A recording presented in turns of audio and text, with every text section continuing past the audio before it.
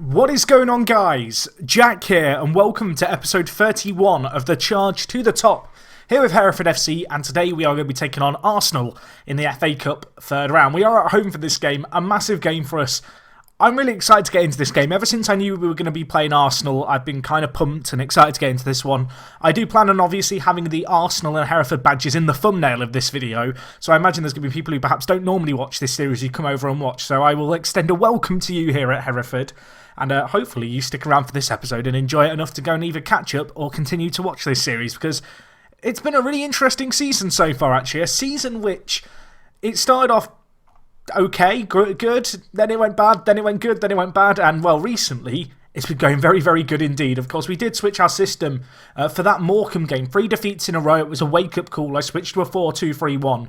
And as you can see, since the last episode against Dulwich Hamlet, 4 fairly good results. I guess 2 draws and 2 wins. It's good because we remain unbeaten, but the 2 draws are a little bit of a down note, but still looking very good defensively. And our kind of fantastic home record this season gives me some hope, potentially, going into the game against Arsenal today. So just to quickly recap the game since the last episode, as you can see here, we got a 1-1 draw against Dagenham and Redbridge. This was at home. It was a good result in the end. Ollie Banks sent off after 39 minutes. We played the majority of the game, obviously, man down.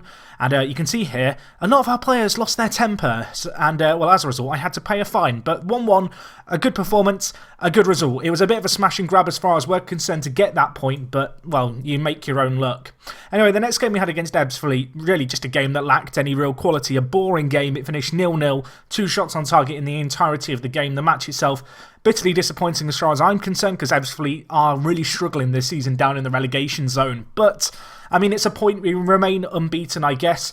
Fortunately, in 2 what you'd perceive as trickier games against Stockport and Lincoln, we have nailed down wins. The first win here, as you can see, against Lincoln, we were always really in control of this game. There was a bit of a scary moment, and going into half-time at just 2-1 up, it wasn't exactly comfortable, but it was a good performance. Stephen Payne getting the Man of the Match award. You'll notice that as I've gone through these games, our squad was rotating fairly heavily during this run of fixtures. Of course, we did have the oddity of having 2 matches on the same kind of weekend, one on the Saturday, one on the Sunday, as did every team in the division. So as much as I was complaining about it last episode, I can't fault it too much. I do think this database that we're using, this Lower League one, has some weird fixture scheduling stuff going on, either that or Football Manager does, because this FA Cup game that we're playing against Arsenal, as you may have noticed, is being played on a Tuesday, which is not exactly normal for the FA Cup. I have checked, and there are FA Cup games going on at the weekend as well, which is when it normally would be. So I'm a little bit confused by all of that, but I mean, it doesn't make too much difference, really. It just makes the prospect of playing Arsenal a little bit more tasty. I think a midweek game, you know, on a cold night here in Hereford, I think it's a little bit more uncomfortable for the superstars of Arsenal coming to play against us. Anyway, as you can see against Stockport, a 4-0 win, good result. They had a man sent off, as did Lincoln in the previous game, actually. But yeah, good to keep a clean sheet, good to get that big win.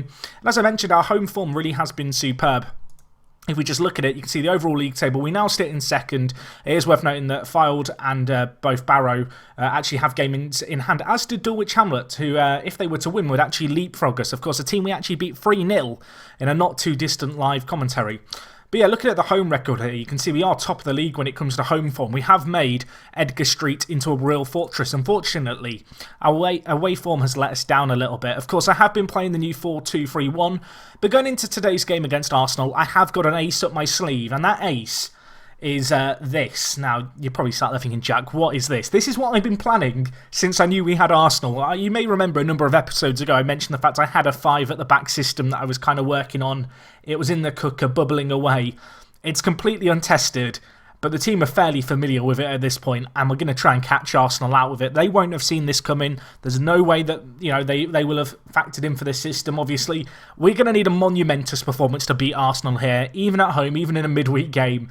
And this is what I'm hoping to catch them out with. We'll go over the system shortly, but I do want to talk about a few more transfers that I've made. You will be aware, if you've been watching the recent episodes, transfers galore have been going on. And we've added another player, and that is Ricky Holmes, a fantastic player. As you'll know, we've had the left midfielder, if we just find him one sec, McMullen, on loan from Walsall. He's a good player, but his consistency is a big weakness, and he was only in on loan. I needed a left-sided inside forward. Ricky Holmes is that man. 32 years old, 15 determination, and I'll talk more about that determination in a second because it's been a wake-up call for me. But a fantastic inside forward indeed. Former Charlton man, played for Northampton, as you can see, Portsmouth and Barnet. A fairly established career, 32 years old, joins us until the end of next year. And, well, very, very happy to have him at the club indeed. There is one other little bit of transfer news, and it's the fact that Jason Roche here, he's had an offer from Brentford, and I'm going to be honest, I was surprised by this. He's a player who's valued very highly. Of course, he was released by Chelsea in the summer. We picked him up on a free. He played a handful of games for us, but then he did get injured for 5 weeks with a twisted ankle. And he just hasn't played that much for us. And I was kind of looking at him, and I saw the fact he was valued at over £100,000. So I thought I'd get a little bit cheeky and just offer him out for some money, because I know that, you know, a 19-year-old, he's English, some good potential if we look here. League One potential, but his consistency is a problem, which I'm not a massive fan of. I thought, let's see what we can get for him. So I offered him out for £750,000, and well, Brentford bought, they bitted, they took the bait, they bit it. That's what I'm trying to say. I can't English, it's hard. But yeah, they came in, they actually bid £500,000. I've negotiated that back up to £600,000. And this guy, he might be a League One player in the future, but if we can get £600,000 for a player I signed on a free transfer kind of 6 months ago, and who's been injured for 5 weeks and hasn't played that much for us, I'm going to be laughing. Obviously, that deal yet to go through. I have a feeling someone's going to call me out on this and say, Jack, you just added yourself as Brentford manager. So just to show that this transfer and stuff has happened, Ryan Giggs is their current manager. Might explain a little bit. He joined them in 2018 and he made the transfer bid just to alleviate any doubt. It's been a weird thing. I've had it happen before when someone goes, Jack, you just added yourself as the AI manager and bought your player off you. Didn't do it. There you go, proof. So anyway, as I mentioned, I obviously signed Ricky Holmes, and well, long-term viewers of the channel will be sat now thinking, Jack, you've signed a lot of players over the age of 30 this season. You've signed Ricky Holmes, you've signed Musino, of course, who we got last episode, former Burton Albion captain, a very good player. Scott Wiseman as well. Chris Hussey joined us. We also got Mizage as well, who joined us. There's a trend with these players, and the trend is actually that the determination on all these players is very good, and it's actually been a problem which I don't think I've addressed in a video. But basically, for the last few years, I've been bringing in players with relatively low determination. I've been looking at the technical stats, I've been looking at them going, right, that player, you know, we'll bring him in. And the average determination in the squad has been very low, and Peter Phillips here is a good example of the effect that this has had on some of our younger players and just our squad as a whole. You have a player like Peter Phillips who already has low determination at 6.6. It's dropped to 4.6 during the 6 months he's been at the club, and that is due to just the general atmosphere in the changing room. We just had a lack of a determination within our side. And that was something that, actually, as this kind of last few months has gone on, I've been trying to address. You will have noticed it, obviously, with the transfers. If we just sort our players here by determination, you can see the likes of Ricky Holmes, Wiseman, Mizage, and Musino, all players who have, you know, not great determination, but all above 10. And I'm really trying to solve this problem, because as you can notice here, if we look at the majority of our team, and this is something that's very uncharacteristic for my side, the majority of the players in our team have determinations below 10. You'll notice that the starting lineup now, which kind of sits up here, the more determined bunch, and that's something that I'm really trying to do. It's a tricky process, though, trying to change the personality of a squad, because it's so ingrained in your team. And what I had was I was bringing in players with reasonable determination. They were coming to the club, and it was just dropping because there were so many players with low determination. So obviously you may have noticed a lot of the starting 11 are now players with better determination. I'm hoping this is something that I can kind of off balance and overcome in the next few years as we do perhaps move on some of these players with lower determination. These players here who we've signed become the core of the side and really help us, I guess, solve this determination problem and this squad personality problem. So we'll see how that goes. Definitely something worth kind of mentioning for sure, because there is a lot of players with just very low determination. It has been a problem for me, and I do feel like that is something that has hindered us when it's come to bouncing back from bad results. So anyway, that's just something, I guess, that's been going on off the pitch, a little bit of a dilemma for me. I did also obviously flash up the system that we're using today, and we're trying something very different against Arsenal, but we're playing a system that actually we have the players suited to, and I've kind of signed some of these players with this system in mind as a potential option. So obviously we're playing Arsenal today, we're at home, it's the FA Cup. I want to try and get beyond the first round. I'm not expecting to. I could play a 4-2-3-1, play on the attacking, and we could get absolutely slaughtered. obviously, I don't really want that to happen. So I've devised this system here. Now, as I've already said at the beginning, not tested this system, so it's a bit of a bold move. But we're going to be playing a 5-3-2. And the way it's going to work is we have Griffiths in goal. Nothing too fancy about that. Across the defence, we actually go with 3 centre-backs. And this is something that we can definitely play with the players we have. At left centre-back, we of course have Harry Lennon. Very good player, 25 years old. Great ability in the air. To his right, we have Rafael Branco, great with the ball at his feet, a very good ball-playing player, actually a player who is probably actually better suited, now I think of it, to play in the ball-playing centre-back in the middle. So that's what we'll do. And, well, to his right now, we're going to have Mizage, the 29-year-old. Again, very good player, not quite so good with the ball at his feet, only 5 passing and 6 vision, but very, very solid defensively. And what we've got there is 3 of our strongest players playing alongside each other as a kind of a back 3, and I'm hoping that, albeit against Premier League opposition, they can do a good job for us. This obviously opens up the opportunity for Chris Owens, who is capable of playing left-back, to come in and play the left-back, wing-back support role for us, a role that he is fairly well adapted to playing. The 21-year-old recently signed a new deal at the club as well, which is worth noting. Obviously, on the right-hand side, similar story, Scott Wiseman, comfortable playing as a winger. Going to play him on the support duty here. Part of me is tempted to play him on defence, but we are going to be playing on the counter-attack. I'll talk about our instructions in a second. When it comes to our midfield trio, I really needed an anchor in the side, but with us already playing with 3 centre-backs, I don't really want a defensive midfielder, kind of sitting slightly deeper. So I've gone with Oscar Goburn here. He's actually going to be playing as a deep line playmaker on defend. You can see, again, a role that suits him well. Good decision-making, good positioning. He's got 11 tackling and 10 marking. He's going to be capable of sticking in a tackle if he needs to. And obviously, fairly well suited to this role. Not the quickest player, but I feel like as a shielding force in front of our back 3, he could be very useful indeed.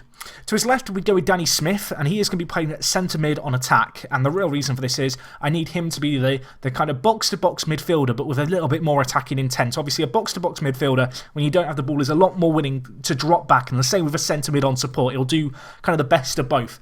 Obviously, with a centre midfielder on attack here, it gives us the ability to really push forward with the ball and make something happen. You can see, obviously, centre mid on attack. He benefits from having the tactical awareness and technical ability to support both defensively and attacking players needed. But while he's on the attacking duty, he's going to try and make some supporting runs as well. And that's kind of what we need him to do. We need him to be up here, and he's going to be benefiting, hopefully, from the fact that Payne is playing as a defensive forward. Anyway, Messino plays out on the right. Obviously not got the same kind of legs in him as Smith has, but as a centre mid on support, he's very well suited to play in this role. His stamina is a little bit of a worry. You will notice that a lot of our players have not 100% fitness, that being due to the fact we did play at the weekend and today it's only a Tuesday, but for the most part our team is fairly fit. And well, the 2 strikers we're going with Stephen Payne. He's going to be playing as defensive forward on defend, a very hard working player, reasonable physicals as well, very good when it comes to his strength. And hopefully he can put a shift in for us. We're going to need him to as that more defensive forward. Ahead of him, we're going to go with Shimanga. His acceleration, I'm hoping, might be able to catch out Arsenal a little bit. Obviously, good determination, good off-the-ball runs. Not going to have a whole host of opportunities, but he's got good strength as well, so I'm hoping he'll be able to kind of muscle up with the Arsenal defence and do a good job on his own, because obviously Payne going to be chasing the ball around a lot as a defensive forward, trying to apply that pressure. Shimanga's really going to be the goal-scoring threat I think we look towards. So anyway, we are going to be playing on the counter, so we are going to be sitting kind of deep and trying to hit the ball forward quickly. Up to Shimanga, hopefully he can hold up the play, and then look for players like Smith on running, Messino, who won't be pushing up quite so far, but also the fullbacks, who are going to need to look for the overlap at times and really provide us some strength going forward. In terms of our instructions, as you can see here, we're going to be looking for the overlaps. We are going to be looking to hold up the ball a little bit. There's obviously the temptation to perhaps go with hit early crosses. I'm not going to do that initially. Perhaps something we will look to do.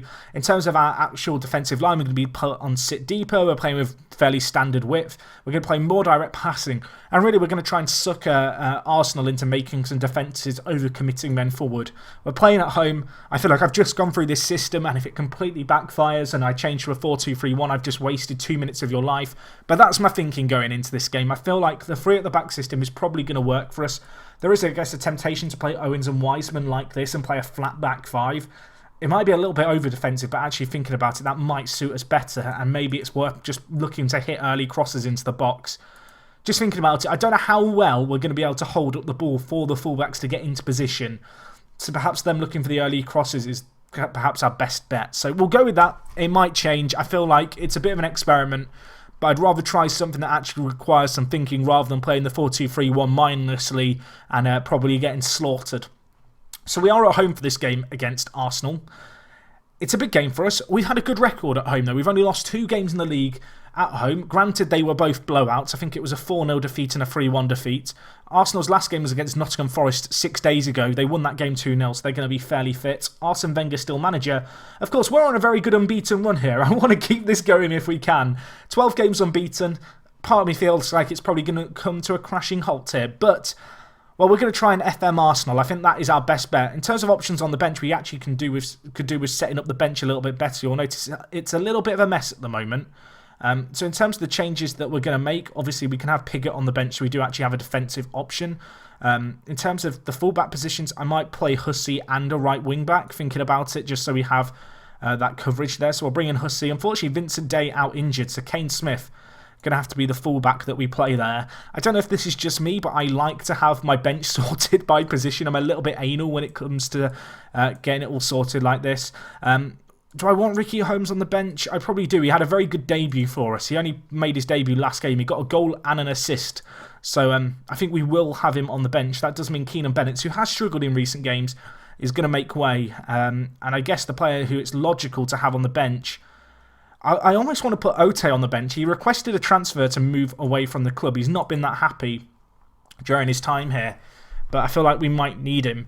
Just looking at our team as well, it's worth noting that if I want to switch to the 4-2-3-1, we can do that fairly easily, because what will happen is Payne plays up front, Schmanga drops out wide to the right, Smith can play out wide on the left or as the centre attacking mid. Goburn and Musino will become our centre mid duo, and also Branco can actually come forward into centre mid as well. That might solve the problem, although actually Musino nor Goburn can play centre attacking mid. So we would have to make one sub to change the system, but we can quite drastically change the team shape and still play players in position. So it's an option. But let's see how we get on. It's a massive game for the club. It's perhaps the biggest game for Hereford FC since, obviously, the rebirth of the club. Berahino considered their key player. I'm not sure how seriously Arsenal are going to be taking this. I'm hoping, in truth, that they kind of don't play their strongest 11 and that we can maybe capitalise off them underestimating us. Looking at their team here, it looks like that may well be the case. It looks like they are going to play a reserve team against us. A little bit of disrespect. Obviously, players like Nacho Monreal, we can't really underestimate. But players like Cole Knowles here, maybe we have a chance. Perrin, pretty good regen. 17 years old, very good regen. I take that back. They've got Walsh here, another regen, good attacking midfielder, but not great. Diogo Jota, very good player, the young Portuguese left winger. Berahino, obviously, up front. At centre-back, they've got actually Chambers and Gabriel, so that's pretty much a full-strength defence. And, yeah, this is going to be tricky.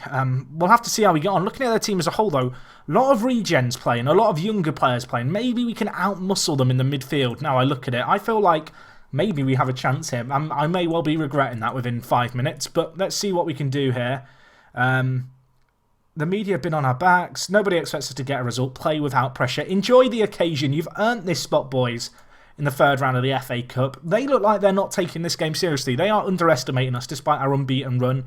We're playing a very experimental system. It's actually a system that some of you may remember I did actually play as Gibraltar Apex manager, kind of the 5-3-2, and it actually worked with reasonable success, but, well, it's a slightly different game, FM17. It's a slightly different occasion as well. Obviously, Hereford FC, we're taking on Arsenal. It's the FA Cup third round. We're at home. We're the massive underdogs. I can imagine it now. The BBC cameras packed in to Edgar Street with a bumper crowd of 4,000 people, or almost 5,000 people actually cheering us on.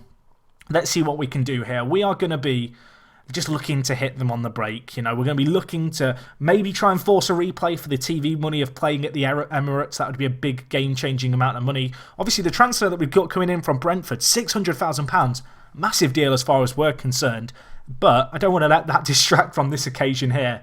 Looking at the early stages of this game, we've not had any chances. Arsenal haven't had any chances. Maybe I've jinxed it now as they do have a corner that's half cleared. Can we get it away at the second time of asking?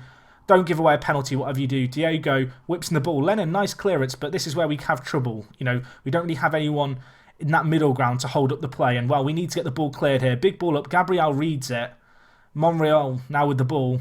Can we defend this well? That's the challenge. We've got so many men behind the ball, but they are stretching us wide here. The shot deflected onto the woodwork. Oh, my gosh. If that had gone in, I would have been fuming. Arsenal hit the woodwork. A deflected shot, a very ambitious effort. But this is where we might have a chance. The 2-on-2 at the back. They are committing men forward. And, well, Payne, no silly fouls, mate. No silly fouls. Let's not do... stupid stuff like that. 20 minutes in, just calm down a little bit. The fact that Mizage is on a booking, somewhat concerning. I think given the circumstances, he is, of course, playing as our kind of centre-back. No, actually, he should be playing as our centre-back. He is. He's playing as our right centre-back. When I said centre-back, I meant centre-back in the centre. I mean, that was a bad tackle, but send him off. Send him off, ref. Get him off the pitch. Give us an advantage. No booking. Shocking. For a second, I thought he was going to get sent off. I was getting a bit carried away. But, well, 32 minutes gone. It's still 0-0. We've not had a shot yet, but, I mean, we're holding Arsenal firm, at least at the moment, looking like we can force the replay based off the opening of this game. We're kind of boring them away. Apparently, Danny Smith has been quite error-prone today. Of course, we have got options on the bench, ways we can change the game. But, well, let's just put pressure on here. Nice pressure put on. Can Musino get to that? He can't. He doesn't quite have the legs, and now he needs to make sure he does get back into position. Could be looking at Goburn now to shield the back four. Misses his tackle. Diogo, what a run that is. Griffiths holds onto it. For a second, my heart skipped a beat. I was thinking we were about to have an absolute banger scored against us, but, well, fortunately for us, the keeper holds onto it. Danny Smith really not having a good game on a 6.3.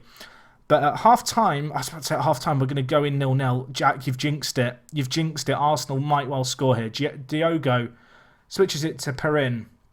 Beats his man. Going to be looking for the ball in the middle. There's lots of players there. Lennon clears it nicely. Payne, can you get the flick on? He can't. Second ball missed. Still loads of men behind the ball, but, well, it's a long effort, and it's hit the woodwork again, and Owens gets it clear. We're frustrating Arsenal to long-range shots. They've not had a clear-cut chance or a half chance in this half, but they have hit the woodwork twice from speculative efforts, and perhaps we're giving them a little bit too much room to manoeuvre there. I'm actually going to try something different, I think. It's a bit risky, but it's based on a system I used a very long time ago, and I kind of want to give it a go.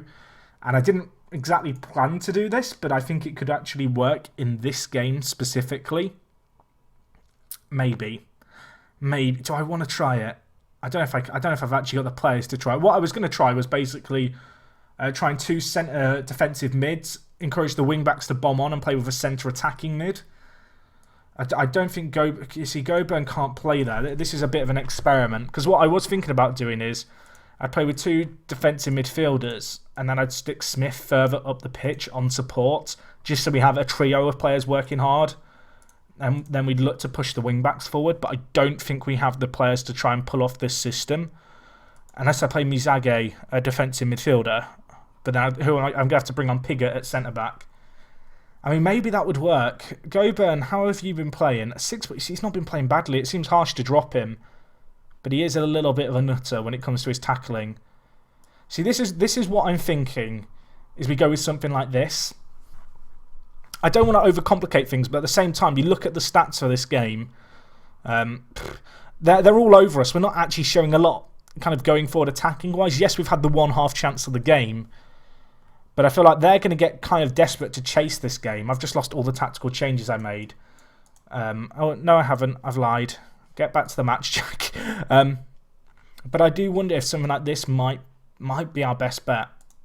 I'd probably play with Musino on defend. I might even play with him on centre mid on defend just to offset this a little bit. Perhaps. I mean, it's a bit of a bold move, isn't it? But at the same time, I feel like it might be our best bet because we're not showing enough going forward. It feels like the two strikers are just getting a little bit isolated and they do need one man playing off them. Obviously, having the wing-backs on attack is going to encourage them to get forward a little bit more. I feel bad for Goburn, but he has got sent off in big games for us before, so I wouldn't put him past him to get sent off in this game.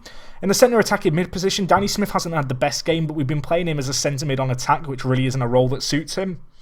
We have got options. The likes of Christy Davis, obviously. Ricky Holmes as well can play centre attacking mid. Do I want to play the wing-backs on attack? I kind of do. Part of me wants to play Payne as a target man on support. Tell you what, I'm going to put the wing-backs on support. So we're going to play a fairly defensive setup. But we're basically looking for the big balls forward and then to try and make something happen quickly. I feel like Payne as a defensive forward, he's been closing down well. But at the same time, he is getting a little bit tired. I don't know if he can sustain that for the full 90 minutes. And also, I feel like just having him as a target man as support, he might be able to get a few more flick-ons. At the moment, I feel like Shimanga's probably just getting a little bit lost out on his own. You know, the big ball's cleared up. Payne's getting tired out just from chasing the ball. He's not really able to support his strike partner that much. So it's a big, bold call here. It's 0-0. It's not bad by any means, but we're not showing anything that makes me think we might have a chance of winning this. And that's kind of my big worry here. As Berahino, I mean, he scores immediately. Can I look at my change and say that was the fault? I don't know if you can. It was a set piece. It was a throw-in. It was some poor marking. Arsenal go a goal up. You wonder what Wenger said to them at half-time. Because, well, it was a bit ruthless, that, wasn't it? 2 minutes in. I feel like hindsight's a wonderful thing, and people are going to write in the comments, Jack, why did you change the system? But, I mean, Arsenal, they were always going to craft out opportunities against us, and the issue is that in the first half we just didn't create that many of our own chances that made me think we could get a goal in it. And I don't know. We've had a good defensive record, but you can't really expect to keep a clean sheet in this kind of match. I have got Ote on the bench. I feel like he's my trump card. If I want to really change the game, we just bring on Ote. But with an hour gone, it's still only 1-0. You know, we can still maybe make something happen here. I noticed Gabriel picked up a knock there. He's going to be playing on with it. So many men behind the ball here. Again, you know, we are really looking just to hit the ball big and long fast. Monreal now out to Haynes. Now with Knowles out wide on the right. Don't let him get the ball in. He does get it in. Perrin smashes it in. Let's make the kind of ballsy change that I feel like we have to make, which is to obviously completely change the system.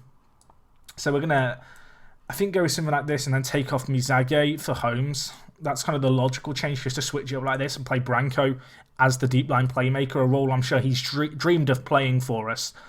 Szymanka and Danny Smith have both had pretty poor games. Do I want to make my last sub with 30 minutes remaining? I feel like I probably do. But, I mean, you look at Szymanka and Smith, that's where the problem's been. Who do I want to bring on? I think I'm going to bring on Christy Davis. I think that's the logical change. Danny Smith, the youngster, I feel like he's... I feel like he's got a little bit flustered by the occasion. Only 19 years old, a very young player. But this is where we roll the dice now. We have to go for it. We're 2 goals down. We're playing against a Premier League team. I feel like 2-0 would not be a shameful result, but I want us to fight. And, well, for a second I thought we might have a chance from a set piece. The ball's not cleared yet. You know, there's still time here. Branco forward. Payne, can he win the header? He can't, unfortunately. Lazzarini collects the Italian goalkeeper. Now, big ball up to Berahino. Pigott wins it. See, now we're going to find out what would have happened if I'd played on attacking from the start. Obviously, football doesn't exactly work that way. And well, what would have happened if we'd played attacking from the start is Stephen Payne would have been sent off. I guess that's what I get for playing him as a defensive forward in the first half. We saw a foul by him early on. I've used all my subs. Not that it really makes a difference in this kind of game if we're being completely transparent, but I mean, what do you do? What do you do? You're playing this kind of game. You're in this situation that I'm in. I'm not really sure what to do. We don't really have the players to do a lot. I feel like we've got to go on the attack. We've got to try and make something happen here. Let's look to hit early crosses and pump the ball into the box, I guess, for Szymanka. Play more direct. Don't be too expressive with it. Play fairly narrow. I mean, we're down a man. We're playing Arsenal at home. I didn't really expect to go into this game in the FA Cup and get a win. It was 2-0 after 70 minutes. We're 5 tiers below them. I can't really fault the team. We have a set piece here. Holmes whips it in. Can someone win it? Pigott! I mean, maybe there's hope. Maybe there's time. We need one more goal. We're down a man. I'm going to actually switch the fullbacks onto support. I feel like having them on attacking as well, slightly kind of mad. I do want to watch the goal in 3D game. Don't let me... This might be the one goal we score against Arsenal ever. I mean, I hope not. I hope we get to go to the Premier League here with Hereford. How did it go in then? I think the keeper's completely misread this and Pigott at the back post. Great header by the lad. Came on off the bench at half-time. Can't fault that one little bit. It's 2-1. I still believe. Unfortunately, they now have a set piece. Can we deal with it? No, we can't. Rafael Branco commits a penalty. If you've been watching the Advent Calendar series, this feels like one of those matches. A red card, a penalty. I mean, Griffiths, if you can pull off a save and we draw this will be the most historic result ever. Unfortunately, he's not going to stop it. Berahino puts it into the back of the net. And unfortunately, the fairy tale which unfolded in the 71st minute, the prospect of fighting back, has been shut down immediately by Arsenal just 2 minutes later. We've tried so hard in this game. It's a complete sellout. He slots the ball away.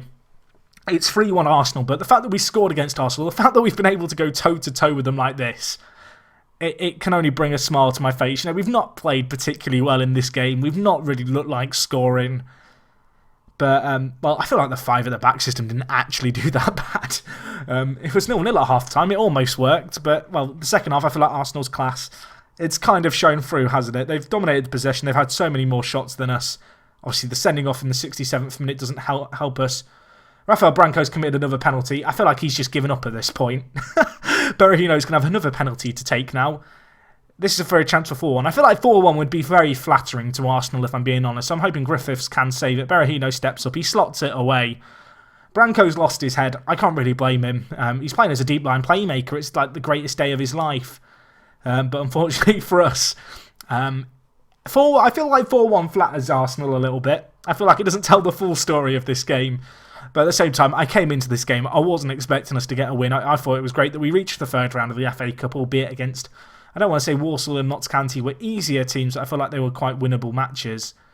In hindsight, I guess that is given how we've performed in this game here and in the league of late. But, well, it's going to finish 4-1 here, but I don't feel like we've done ourselves any disservice whatsoever. We're playing against a Premier League team in the third round of the FA Cup. We're a team 5 tiers below them. It was 0-0 at half-time. It finishes 4-1. We got a goal. It was Piggott with it, which is great for the youngster. We had a sending off as well. I mean, I was good. The players don't like the fact I'm happy with that performance. I feel like the 2 penalties kind of flatter the scoreline a little bit. Obviously, we were never expected to win it, so to go toe-to-toe with them for at least the first half, I really can't fault the players. A top effort by them there. It's one of those things, isn't it? You don't really go into that game expecting a lot. We do get defeated in the third round. I'm going to continue forward one day because we sometimes get news items come in with regards to setting records for receipts in terms of ticket money made. Worth noting that Ote has asked to leave the club as well. I didn't really talk about that, but he's not been a very happy bunny. Okay, well, I thought we would have broken some records with that attendance. If we look at it, was it a full house? It was, 4,900 fans, of which only 245 were away fans. So that's a really good turnout. In terms of how our finances look following on from that, it was at just over £1 million previously. We've gained a nice little bit of money there. Obviously, it's right at the start of January.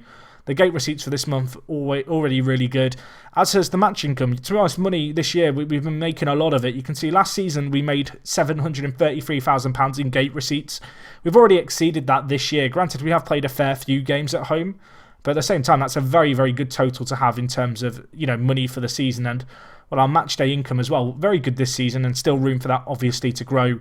In terms of the TV revenue, nothing from the FA Cup, but we do get some nice FA Cup prize money. Actually, about £55,000 more than we got last year, which is good.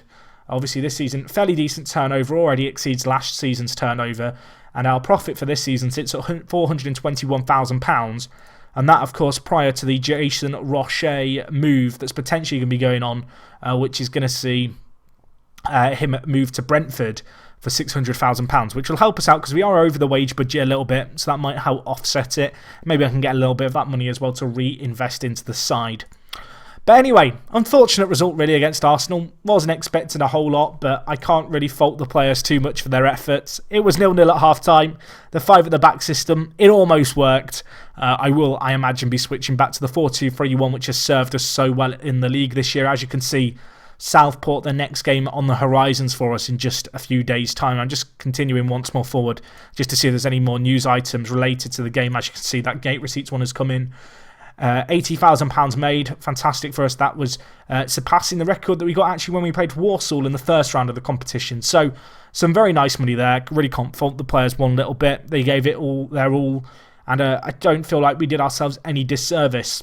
In terms of when we'll be back for the next episode, Barrow is perhaps the next big game on the horizon. That game against, of course, the team currently in first is actually in about 2 months' time. The fixtures are starting to space themselves out just a little bit. Obviously, it's been a fairly compact schedule so far. And I mean, when you look at the league table, there's only 14 games left of the season. So lots of games to be played still.